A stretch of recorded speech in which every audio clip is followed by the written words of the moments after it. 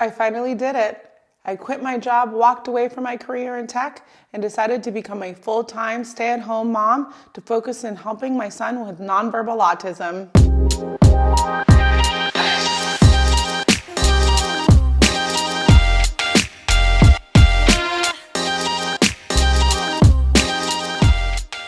Hey everyone, I'm TJ. Welcome to my channel. Today I want to talk to you a little bit about my transition from being a career woman and working for the past 20 years, the last 10 in high pressure tech, and my journey to leaving my career and deciding to be a stay-at-home mom. I think this is a transition that a lot of us have had to make, whether we expected to or decided that from the beginning we wanted to be stay-at-home moms.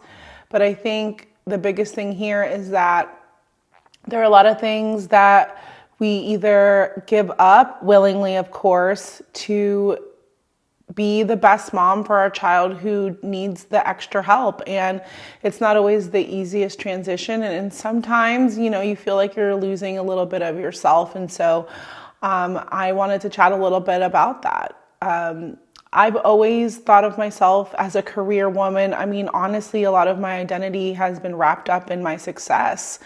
And, for better or for worse, I was really proud of what I was able to accomplish in my career and, being able to provide for my family as the first person in my family who graduated from college. And to realize after my son's diagnosis that things would be hard, but kept on trying and kept on grinding to now he's 11 and realizing that working 12 to 16 hour days were not sustainable and I had to give up this career that I had built that I was so proud of was, devastating and exciting, and it felt good. I mean, there's just so many conflict of emotions there when having to leave something that you worked so hard at. So now instead of it being emails and meetings and reporting and requests, it's IEPs and regional centers and calling insurance and all the things that go along with being a special needs mom. And although it's a lot, it's gratifying to be able to spend the time focused on your family and your child in a way that you couldn't before. And maybe I was naive because I was not really a stay-at-home mom. I worked from home, but I was working full-time, but I was at home. I thought that once I stopped my job, I would all of a sudden have all this free time, and that was not the case. And kudos to all you moms who've been stay-at-home moms for some time, because you really don't get the credit that you deserve. So, I'm really looking forward to how to keep the balance between being there for your family, but putting your own oxygen mask on, as they say. And so, this channel is really about how I'm going to support my family and my son with special needs the best I can, but also work on remaining me and remaining the person that I was, in the sense of looking for the things that bring me joy.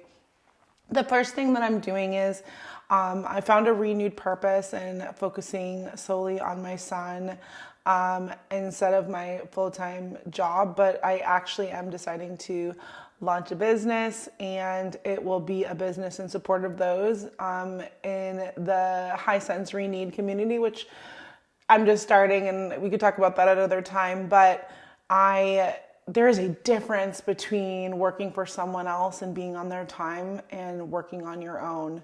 To be clear, I'm working harder than ever, but I'm so excited about the passion. So already I feel a renewed sense of doing something that brings me joy, whether that's working on my own business, being able to stop what I'm doing to be there for my son instead of saying like, hey honey, you need to sit down.